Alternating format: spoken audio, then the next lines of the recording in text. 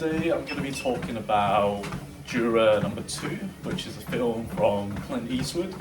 So basically this film kind of follows Nicholas Holt's character when he goes to get selected for jury duty. And it's about the case of a man who's basically killed or is accused of killing his girlfriend, and the whole film is about did he do it, and obviously Nicholas Holt's character, the twist is kind of revealed at the end that he actually did it, but obviously accidentally. And so yeah, I had no expectations going into this film, so it's kind of like completely fresh to me. I did not expect that twist at the beginning. And so yeah, it's a very interesting storyline, plot about this. I won't go into the spoilers because this film's just come out, but essentially it's a very typically filmed Clint Eastwood film. It's very beautifully filmed, like the scenery, the settings, the color use in the film. It's very Clint Eastwood. The tone is also very Clint Eastwood style directing as well. And basically, there's kind of two interesting points about the film. So the first one is when it goes through the whole jury system. I've never been through jury, so it's kind of interesting just seeing that whole process of that whole jury system, particularly in the US, where it takes you from where the jury's selected at the beginning, how they feel about the case, how they interact with the lawyers as well, defense and prosecutor.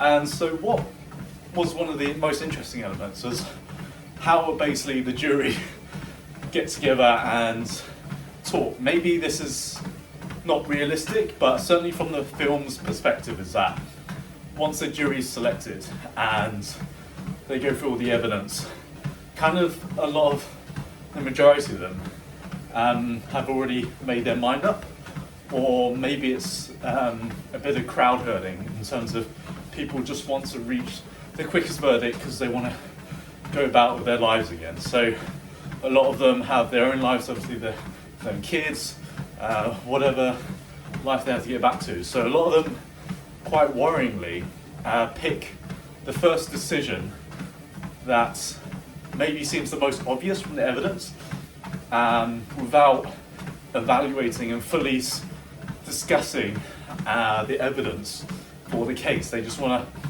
pick the first decision that the crowd is going for so that they can go home as quick as possible. So obviously I can understand that people have their own lives, but it's kind of like shocking to me as a viewer that you have this whole legal system with a jury that's theoretically designed to give the most fairest possible outcome to whoever's accused, or providing the best possible justice for that particular situation. And to have people from the public or jury just suddenly make a decision because they just want to save time, that kind of shocks me, and it does kind of make sense. I mean, people are going to be people. At the end of the day, they're going to do what's in their best interest. But the fact that this man was going to go to prison for the rest of his life, and people were just making a split decision based on they just want to save time, that kind of shocks me. And obviously it can happen to any of us, really. And so that kind of shocked me, really. So that was one element, the jury system, that was interesting about the film.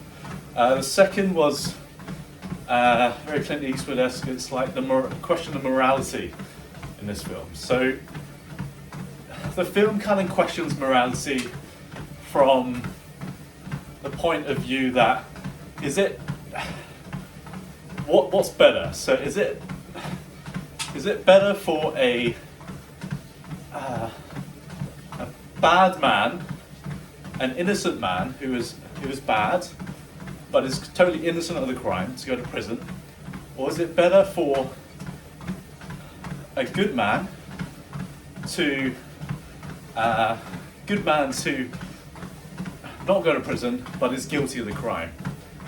So you have a bad man as totally innocent as going to go to prison, or you have a good man that's going to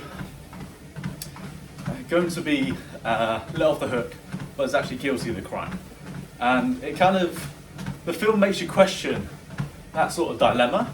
It's like, which would you pick? So would you pick the good man to go to prison, but they are guilty of it, or would you pick the bad man to go to prison, but they are totally innocent of it? So which one would you pick in that situation? You'll see Clint Eastwood gets us to kind of think about that situation from that perspective. And so I don't think that's like an easy question to answer. I think Clint Eastwood films it in a particularly clever way in that they films it such that the good man's life is portrayed, Nicholas Holt's character's life is portrayed as like a family man, really caring, really heartwarming. And so it puts you in a dilemma. It was like, even though he's guilty of it, is it really good for society and the world if he goes to prison, as opposed to the theoretical like drug dealer who's not guilty of it, but sending him to prison? So it kind of makes you, so objectively speaking, I'm not a lawyer, objectively speaking, it would make sense to obviously bring justice to the guilty person. But obviously when you find out about their backgrounds, and also thinking about what effect it has on society after the verdict is made, it kind of brings into question, would you rather have an innocent drug dealer back out on the streets, or would you have a good man who's guilty of the crime, living a life, raising a family, and bringing his good values into society, essentially? So I think Clint really makes you question that from a morality and point of view, and sort of as a really big dilemma. And I think it's not an easy question to answer in this case. But if you want to talk about strictly in terms of the law, yes, that a good person who's guilty should go to prison. But yeah, the film's done in a very clever way that makes you think about it, because the way his life is portrayed is he's a good man, etc. Supposedly a good man, but yeah, it's portrayed as like a very positive, idyllic life, but then suddenly something happens to him purely by accident, and he's now kind of thrust into that situation where he's got to go through the circumstance as well. But overall, the film is decent. I wouldn't say it's amazing, top-notch film. There are some tense scenes. I think what would have made the film better is if there was more of that cat and mouse game.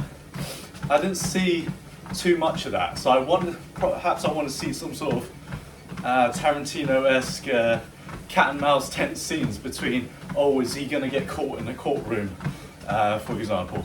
So it's kind of a very mellow drama with some very interesting moral dilemmas, but I would love to see more cat and mouse mind games within the court, like wondering, is he going to get caught in the next second or something like that. So I would like to see that, and I think I would like to see some more tense dialogue between the prosecuting lawyer and Nicholas Holt's character, particularly near the end, because I feel like the film didn't really fulfill my need to see more of that. I wanted to see more of that conversation between those two about that. I think that would have made some really tense scenes and really great film for that, if they had that. So, but overall it's quite a good film, some tense scenes, but overall it's like quite a mellow drama that makes you ponder the morality of the situations.